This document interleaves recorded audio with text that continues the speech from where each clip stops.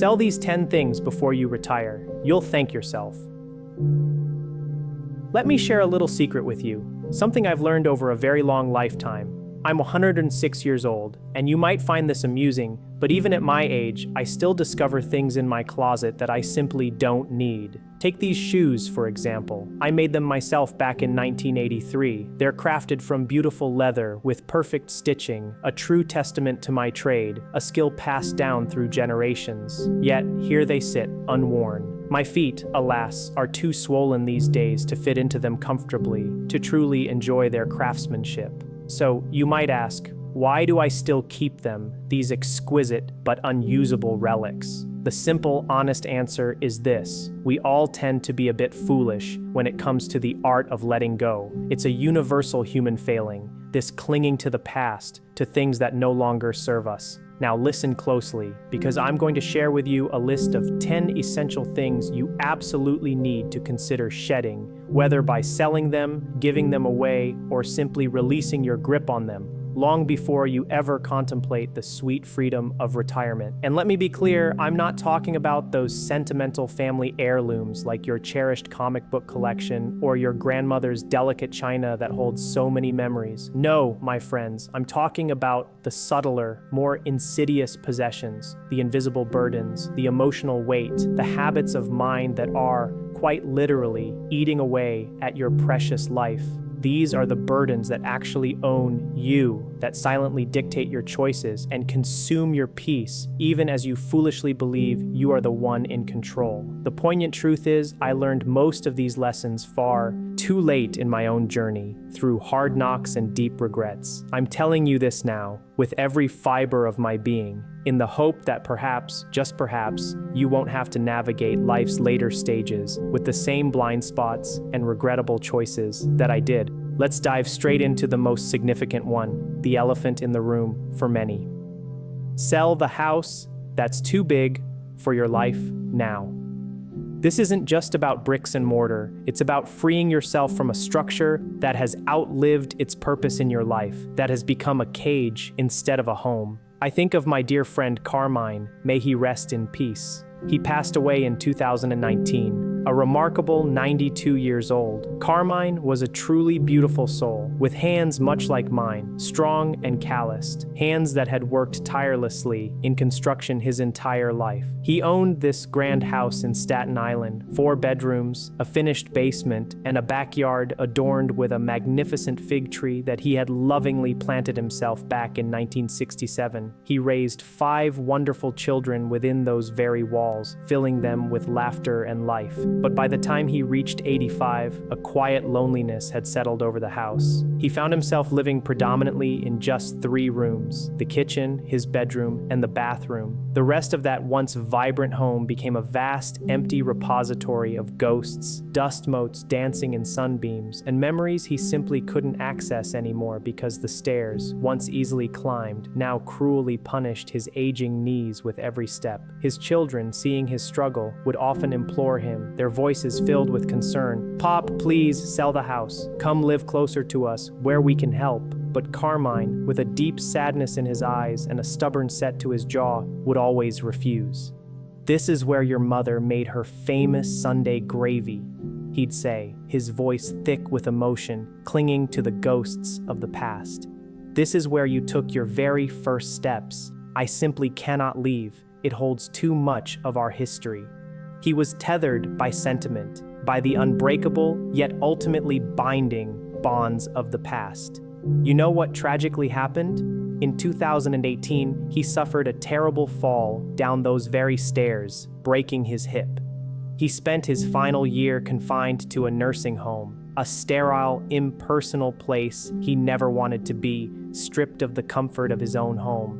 And that beautiful, once bustling house, it sat empty, a silent sentinel, steadily consuming money in taxes, utilities, and upkeep until his heartbroken children eventually sold it after his passing, a final act of letting go that he couldn't bring himself to do. Here's the profound truth I want you to grasp, a truth that becomes clearer with every passing decade. A house is, at its core, nothing more than wood and brick, a physical structure, a vessel, The love, the laughter, the life that unfolded within those walls, that truly precious essence, lives not in the building, but in you. You carry it within your heart, your memories, your very soul. You absolutely do not need a specific building to preserve those invaluable recollections, to keep the spirit of your loved ones alive. I learned this lesson in a very harsh way when my own shoemaking shop tragically burned down in 1978. I was 58 years old, and 30 years of dedicated work, of passion, of artistry, of sweat and tears vanished in a single devastating night. I stood amidst the smoldering ashes, utterly convinced that my life, as I knew it, was utterly over. Everything I had painstakingly built, every invaluable lesson my father had imparted to me, all those bespoke shoes, all those cherished tools, all gone in a puff of smoke. But then a realization dawned on me, clear as the morning sun. You know what wasn't gone? What my father had painstakingly put right here, in my mind and in my heart. The intuitive way he showed me how to read the subtle nuances of leather, the quiet, knowing nod he'd give when I held up a perfectly finished shoe. That was his unique, wordless way of saying, "I love you," a gesture understood perfectly between us. That profound, intangible inheritance, that deep wisdom, could not be consumed by any fire, could not be erased by any tragedy. So, if you find yourself rattling around in a house that's become far too large for your current life, paying for rooms you never set foot in, or painstakingly maintaining a yard that quite literally breaks your back and drains your energy, please, I urge you, sell it. Take that money, that newfound freedom, and invest it in something smaller, more manageable, a space that truly fits your life today, a sanctuary that feels cozy and right. Use the remainder to truly live,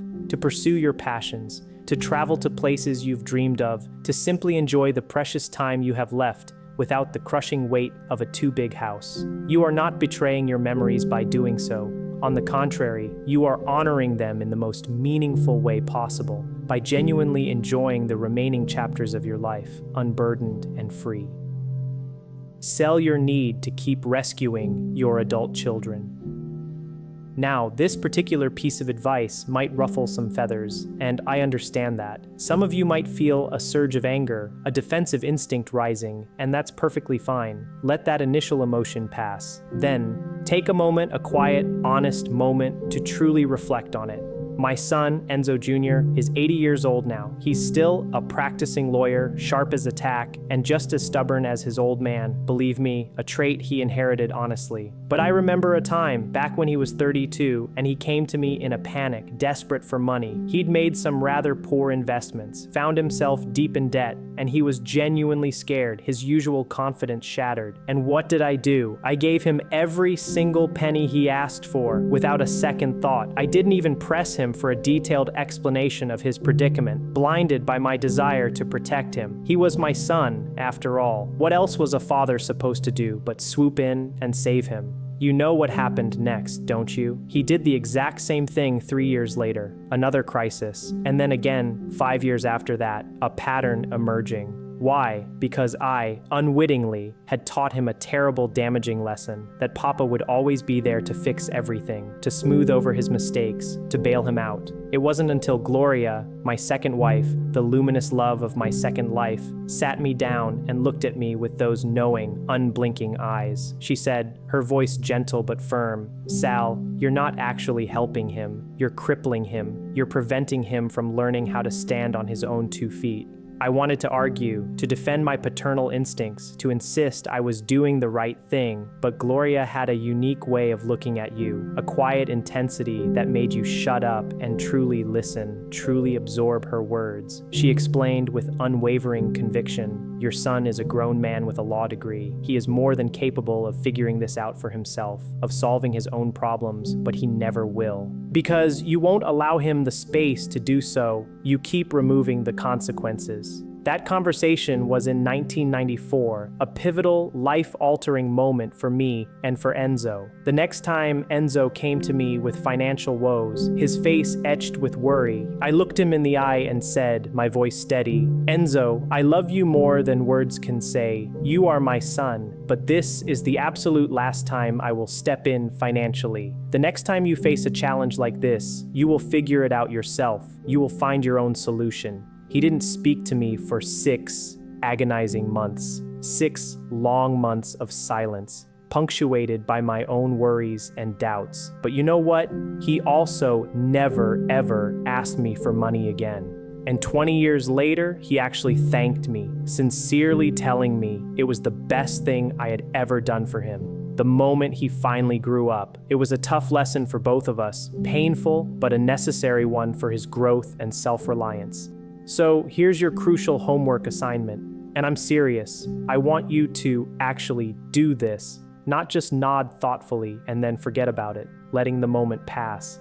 Look at your bank account statements. Add up every single penny you've given to your adult children over the past 5 years. Now, with those numbers staring back at you, cold and clear, ask yourself this deeply honest question. Did that money genuinely help them grow into more responsible, self-reliant individuals? Or did it inadvertently help them stay stuck in a cycle of dependency, enabling their bad habits? There are plenty of institutions that offer loans for houses, loans for cars, loans for education. But let me tell you, with the certainty of a man who has lived a century, there are no loans for retirement. Your children have decades stretching out before them to build their own lives, to make their own mistakes and learn from them, to forge their own paths. You, my friend, do not have that luxury of time. Your future is now. Stop giving away your invaluable time and your hard-earned resources, time and resources you can never, ever get back. Focus on your own future, on building your own secure and peaceful retirement. Sell the expensive toys that became expensive burdens.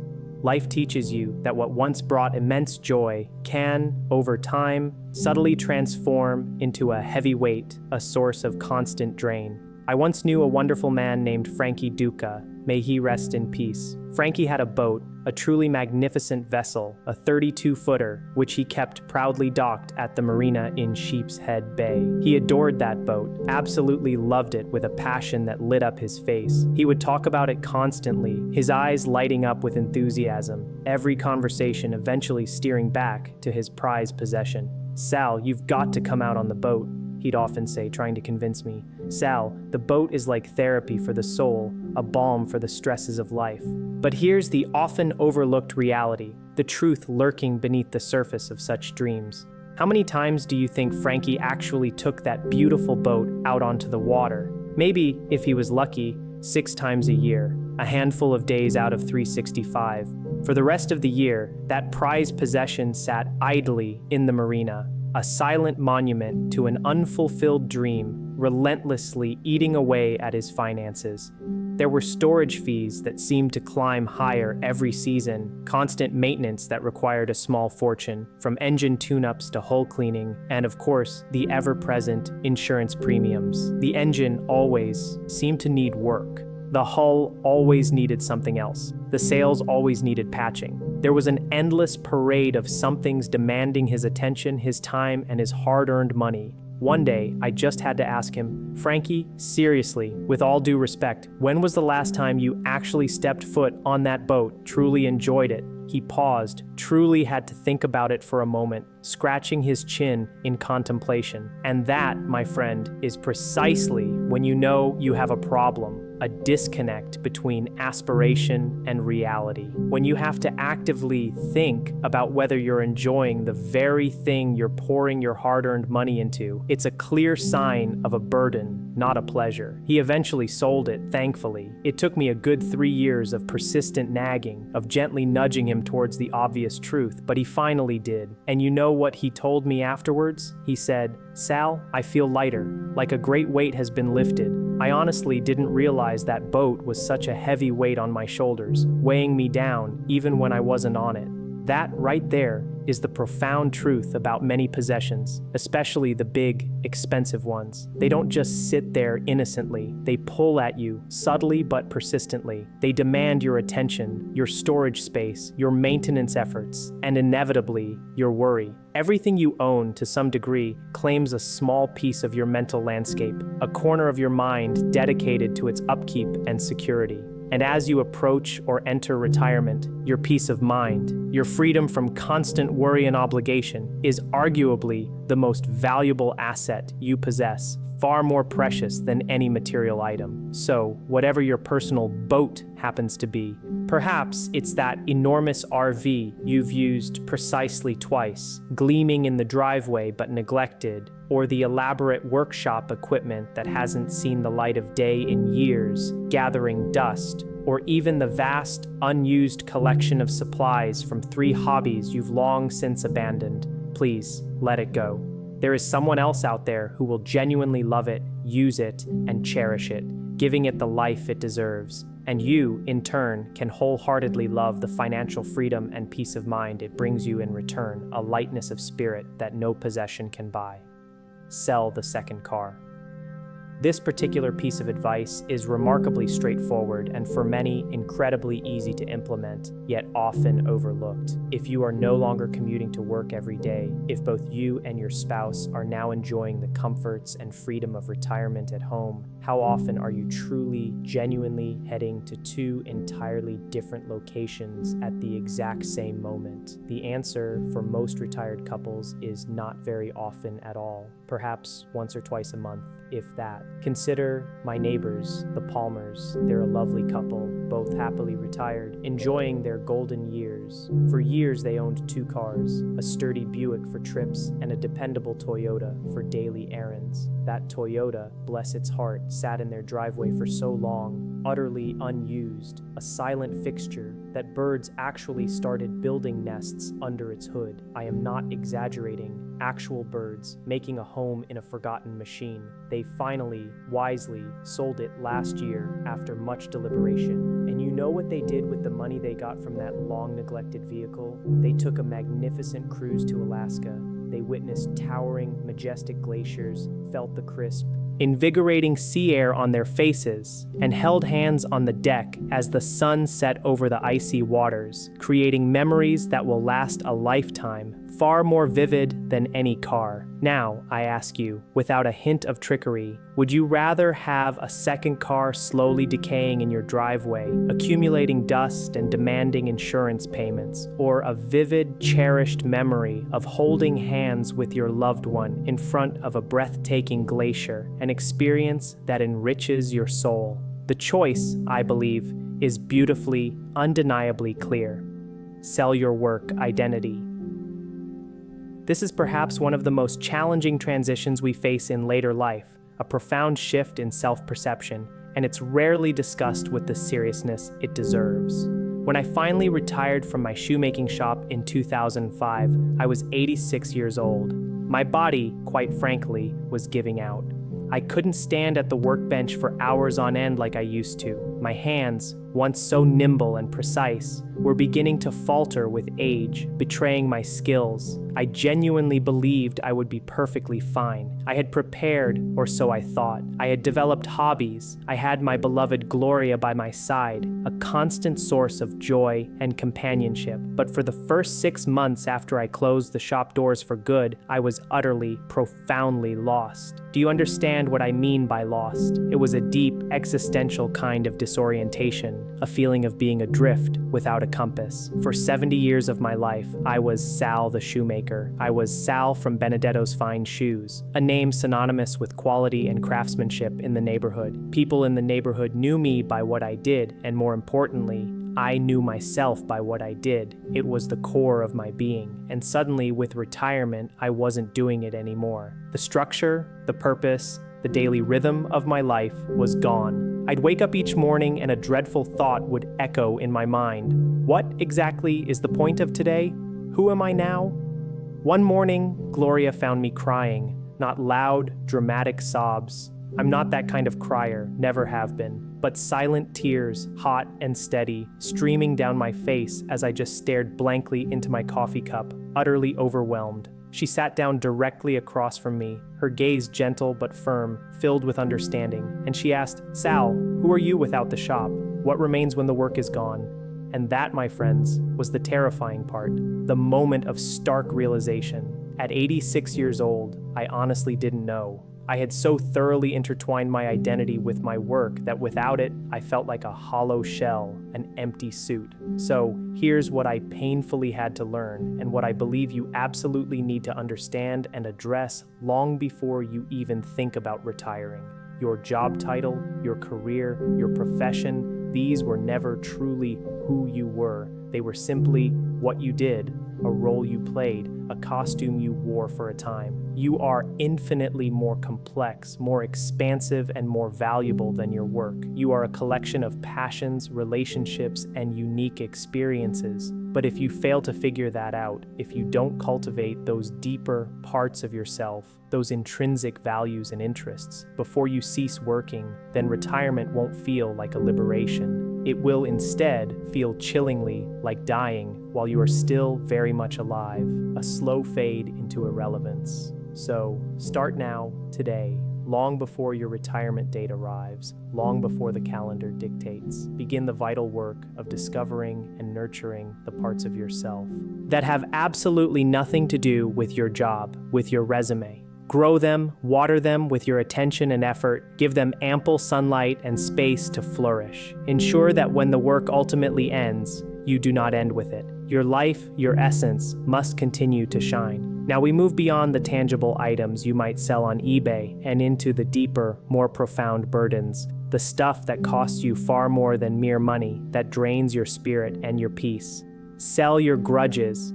This is a painful one, a lesson learned through bitter regret and lost opportunities. I didn't speak to my brother-in-law, Marco, for almost 30 years. Can you believe that?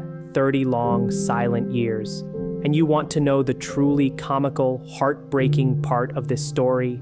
I genuinely cannot remember why. That's the cruel joke of it all. The reason, once seemingly monumental, a flashpoint of anger and indignation, has completely evaporated from my memory, lost to the mists of time. It was something about money, I think. Something about a perceived disrespect, a slight to my pride. Something that, at the time, felt like a matter of life or death, an unforgivable offense, but was, in the grand scheme of things, absolutely nothing, a fleeting misunderstanding blown out of proportion. Marco died in 1998. I found out from my sister, Rosa, who, unlike me, had managed to stay in touch with his side of the family, acting as a quiet bridge. Marco died last week, she told me, her voice heavy with grief.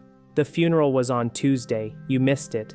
30 years of self-imposed silence, a stubborn wall I had built, and I missed the chance to say goodbye. I missed the opportunity to offer an apology, to seek forgiveness, to simply say anything at all before he was gone, forever.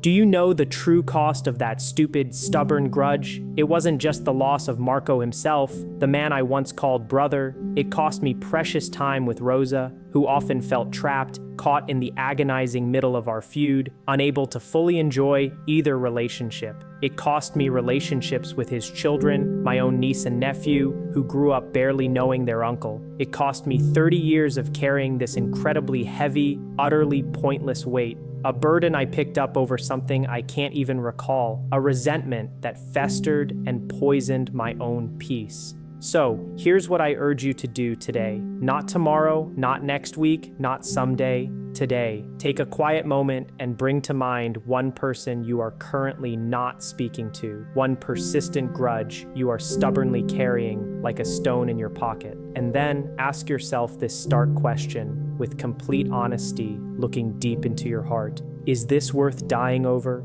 Is this worth spending my remaining precious dying days holding on to, allowing it to diminish my joy? Because that, my friend, is the real hidden cost. You are quite literally spending your finite life force on this bitterness, wasting moments that could be filled with connection. Pick up the phone, write that letter, send the email, swallow your pride, no matter how bitter it tastes, how difficult it feels. Pride, in my long experience, is the most expensive thing you own, demanding constant upkeep, and it pays you absolutely nothing in return. It's an investment with zero yield, only profound loss and regret. Sell your fear of what people think. This lesson too came later in life, but with a profound and liberating impact. When I married Gloria in 1991, I was 72 years old, a seasoned man, and she was 62, a woman of grace and strength. There was another significant detail, one that caused much consternation. Gloria was black, and we lived in a neighborhood that, regrettably, wasn't always kind or accepting of interracial relationships, especially in those days. People talked, of course. They whispered in the grocery store aisles, their judgmental glances following us. They gossiped at church after Sunday service, their disapproval palpable. My own son, for a painful 2 years, didn't speak to me, convinced that I was somehow disrespecting the family's legacy, bringing shame upon our name. And you know what I did in response to all that judgment and disapproval, all that noise and negativity? I simply held Gloria's hand even tighter, a defiant gesture of love, and we walked down 86th Street like we owned every single brick and sidewalk crack, our heads held high, because by then I was 72 years old. I had already buried one beloved wife,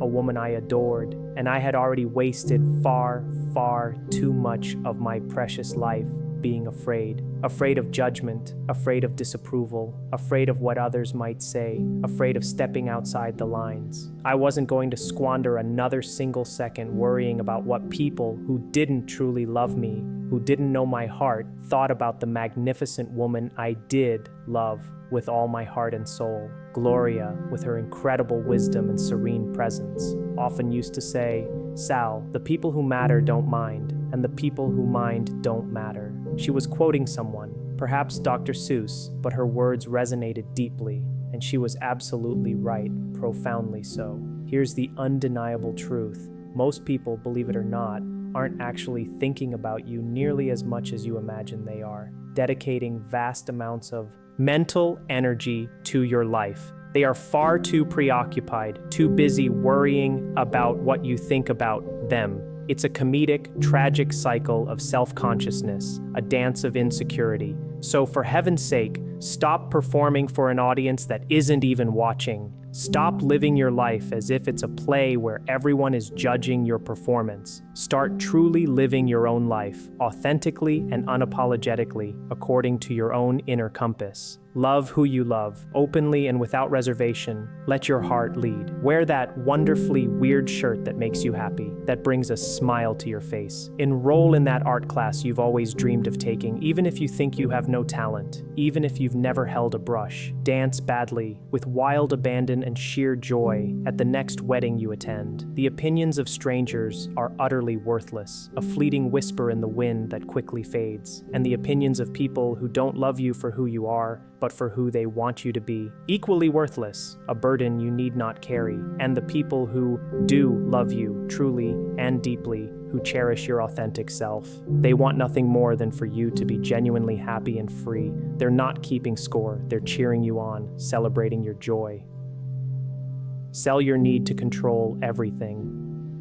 This is a subtle trap, often born of the purest love and good intentions, but ultimately stifling and damaging. My daughter, Lucia, is 78 years old now, still as sharp as a tack, her mind as keen as ever, and she still calls me every single Sunday without fail, a ritual I cherish. But when she was busy raising her own children in the thick of motherhood, I, in my misguided attempts to help and protect, used to drive her absolutely crazy. I had an opinion about everything under the sun, how she was feeding them, where she was sending them to school, even what she was allowing them to watch on television. I believed, with a father's conviction, that I knew best, that I could steer her away from any misstep.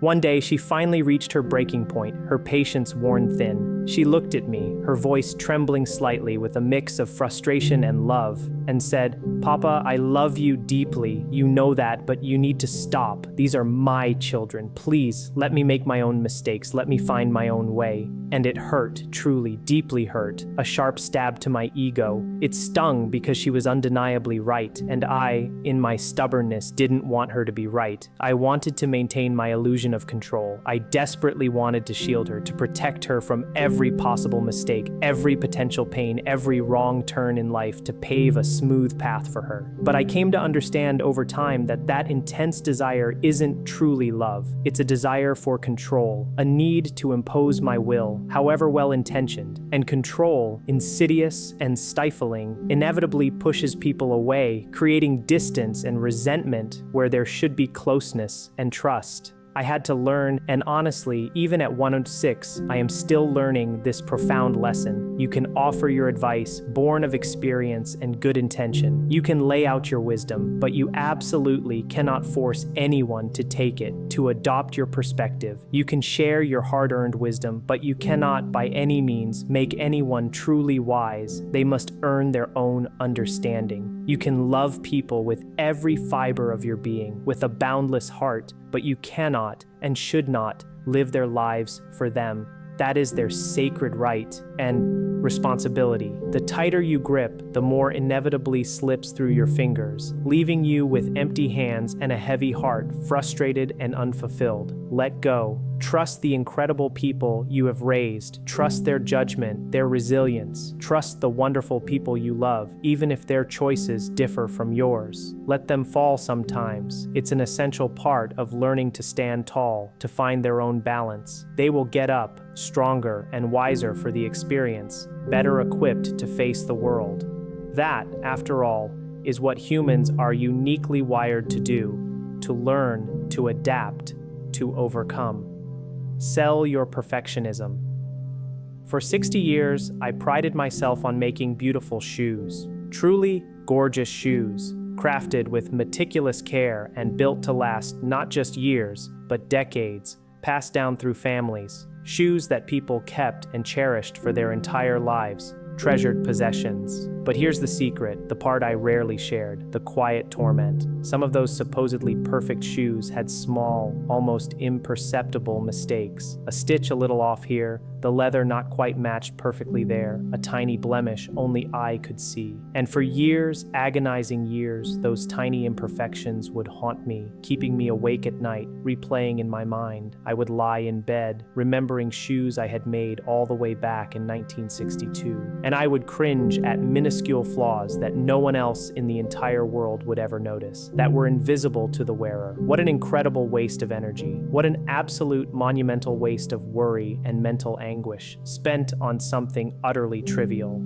Here's what I know now, with the clarity that only age and perspective can bring. Done is infinitely better than perfect. A life lived, filled with all its beautiful, messy mistakes and imperfections, with its stumbles and triumphs, is 1,000 times more valuable than a life not lived at all, simply because you were too paralyzed by fear of messing up, by the impossible pursuit of an ideal. You know what my father, a man of profound practical wisdom and simple truths, used to say to me, Sal? He'd hold up a shoe and say, "The shoe doesn't have to be perfect. It has to fit. It has to hold together. And most importantly, it has to let them walk where they need to go, to carry them on their journey.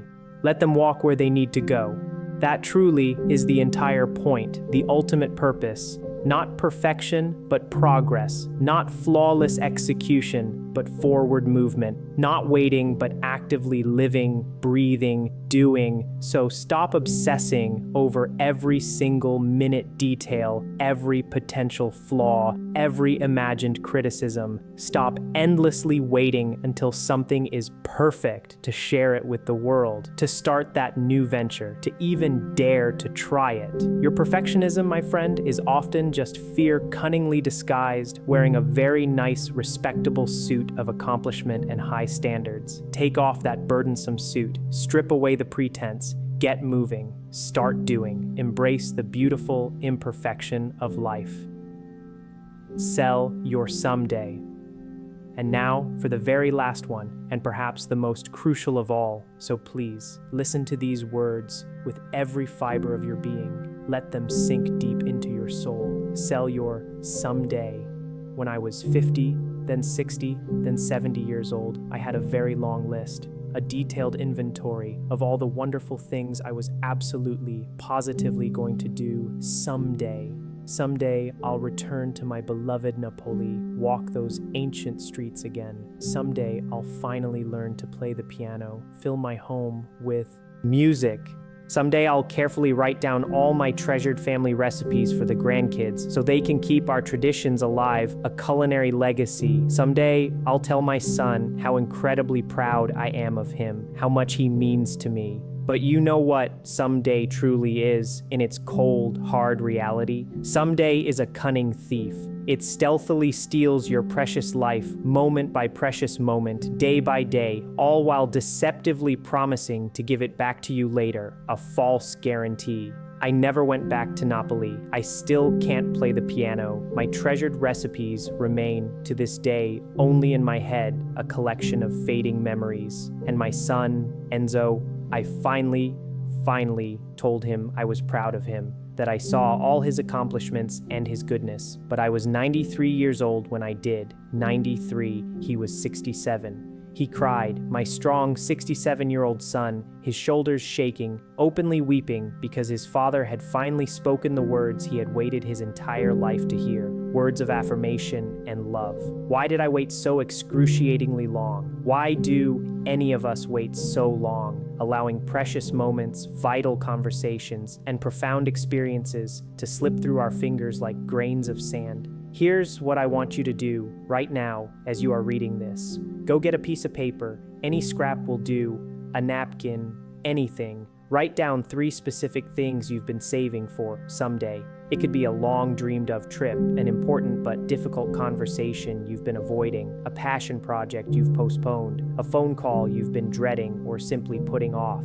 Now, with a decisive stroke, take a pen and cross out the word someday and, in its place, write this month. I am absolutely serious about this with every fiber of my being. This month, not this year, which still feels too distant and vague, too easily postponed. This month. Because here's the profound secret, the truth nobody truly tells you, the stark reality.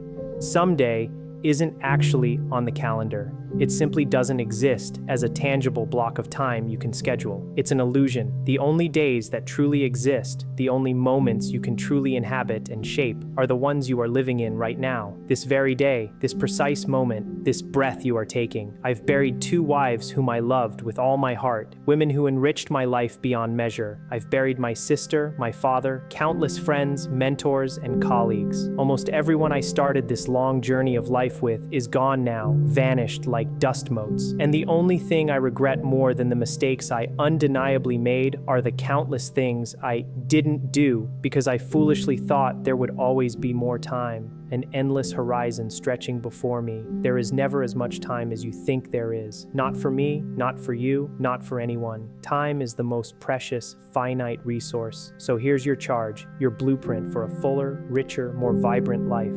Sell the big house that anchors you to the past. Sell the pervasive need to constantly rescue your grown children, allowing them to truly flourish. Sell the expensive toys you never use, freeing yourself from their burden. Sell the second car that just sits there, gathering dust, and invest in experiences. Sell your entrenched work identity and discover the broader canvas of who you truly are. Sell your heavy, self-defeating grudges and embrace forgiveness. Sell your paralyzing fear of what other people think and reclaim your authenticity. Sell your desperate need to control everything and learn to trust. Sell your illusion of perfectionism and celebrate progress. And finally, sell your someday and choose now. That's 10 crucial things. 10 things that, while not always tangible, are costing you far more than mere money. They are costing you your peace, your joy, your very life force. 10 things that are, in subtle but powerful ways, making your life smaller, more constricted, when it should be expanding, blossoming with new experiences and joys, becoming more expansive and rich with every passing day. You know what my beloved Gloria said to me near the very end as her journey approached its close? She was 95, and she possessed a quiet, knowing certainty that her time was coming, that the final chapter was being written. She reached out, grasped my hand firmly, her touch still warm, and looked into my eyes with a love that transcended words. "Sal," she said, her voice soft but clear, "promise me something, my love. Promise me you won't stop laughing." And I did. I promised her from the depths of my soul that I would keep laughing, keep living vibrantly, keep consciously choosing joy every single day, no matter what. Not because life is inherently easy, believe me, it is not. It is often hard and complex, but because bitterness, that corrosive emotion, that cold, clinging resentment, is the most profound and unforgivable waste of whatever precious time I have left on this beautiful, complicated earth. That, when you truly think about it, is the real, ultimate thing to sell. Sell your bitterness, shed it like an old skin. It is simply not worth the immense cost it exacts from your spirit, from your capacity for joy. So go call someone you love. Right now, tell them what's in your heart. Go say that deeply important thing you've been meaning to say, the words you've held back, the apologies, the affirmations. Go book that trip you've been dreaming of. Don't let it be a forgotten fantasy. Make that phone call you've been postponing. Clear the air. Ask for forgiveness, genuinely and humbly. Give forgiveness freely and with an open heart, and do it now. Not someday, now, because I'm 106 years old, and I am telling you with the full weight of my long experience, someday is the biggest, most deceptive lie we tell ourselves, the greatest regret we accumulate. Don't wait another moment. Now go live your life fully and without regret. I'll see you next time.